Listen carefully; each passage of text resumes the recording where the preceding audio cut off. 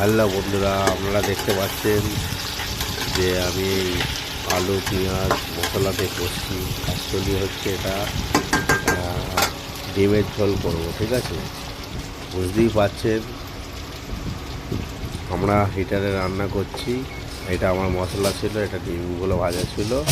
আর এই দেখুন দোকানের অবস্থা, কাজের বাজার খুবই খারাপ। আমরা এই জিনিসটা যে করছি আমরা চারজন খাবো, কিন্তু দোকানটাকে দেখে দিচ্ছি।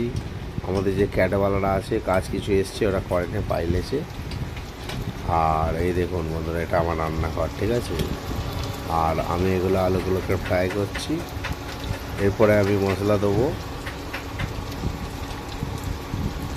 যাক, আপনারা দেখতেই পাচ্ছেন মশলা আমি দিয়েছি, আদা রসুন পেঁয়াজ। আর আমি একটু মিক্সিতে পেস্ট করে দিই, ওতে আছে সব টমেটো, সব পেস্ট করা। তো বন্ধুরা, কেমন লাগছে আপনারা বলবেন। ভালো থাকবেন, টাটা।